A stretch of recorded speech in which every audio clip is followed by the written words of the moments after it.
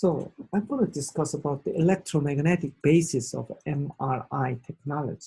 So as I said, hydrogen atom, the proton is a stable subatomic particle with positive electron charge. So it's a hydrogen ion. So its mass is, 1836 times of that of an electron. So that's a common isotype of hydrogen. And that has a nucleus consisting of a single proton. So single proton is like this. It's a miniature, tiny, small magnet. And they spin about the axis, and spinning positive charge induces, so spinning charge induces tiny magnetic field. That's why I call it a tiny magnet. And MRI uses these magnetic properties of biological tissue, especially that proton, to produce an imaging. So hydrogen protons is highly abundant in the fluids and organic compound of our brain and the body. And we use MRI scanner to artificially excite hydrogen protons and measure their, so that magnetic moment we use in external excitation to change, and we measure their relaxation properties over time. So we put the subject or human or animal inside the magnetic field is because we want to affect the hydrogen protons in the subject tissue to align along the static magnetic field first. So how this happens? Protons align with magnetic field.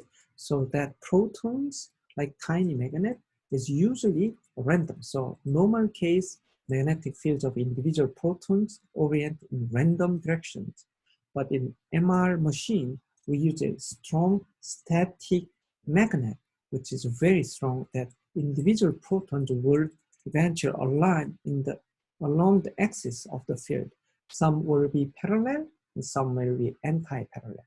So parallel protons usually in a lower and stable energy state compared to the anti-parallel protons, which is a higher energy state. So when human beings are there, overall, there will be a net magnetic field vector in the, of course, parallel direction, which is making more stable or lower energy state.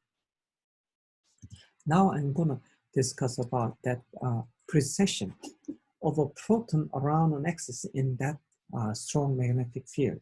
So have you noticed that precession is like this gyroscope? Have you ever played with a gyroscope? So in gyroscope case, there's a static field, which is gravitational field, and that rotational momentum will makes it precess. So likewise, frequency of a spinning, it's depending on the strength of the external magnetic field, which is in Tesla. And you see these proton, let's assume, in a static strong magnetic field. And that field strength is clinical MRI is 1.5 to 3 Tesla. Research MRI, we can use even higher Tesla. And while compared to Earth magnet, which is about only tens of micro Tesla, so you see it's almost a million times, almost 100,000 times or million times a stronger magnetic field compared to the Earth. And the refrigerator magnet is, for your information, it's about 10 millitesla. So for a precession for a charged particle, as shown depicted here, let's say this is a proton, and that a large arrow means external magnetic field, then this small arrow, particle's magnetic dipole moment, will start to precess. So this is giving us the contrast, giving a particular proton for an MRI signal. So here I depict one kind of a magnetic dipole moment. You can see a tiny this magnetic dipoles are there.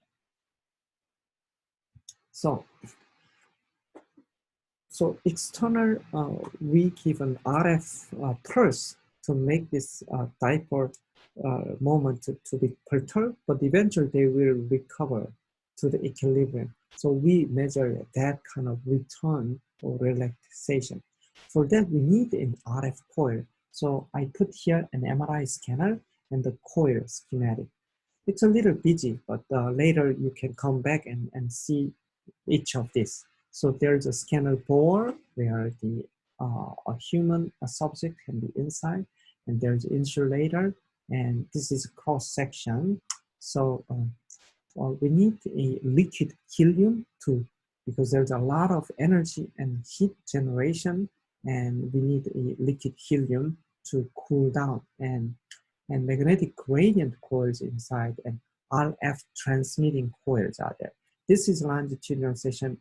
This is small ones and used for like part of specific body part. So it's a specific receiver coil, and these are longitudinal section. So like tube-like section is surrounded by these kind of electric coils, and the current passes through the coils, let's say in clockwise rotation, let's say clockwise rotation, then a magnetic field in Faraday's law will be produced longitudinal to the subject. So this is the direction of magnetic field in the direction of feet to the head.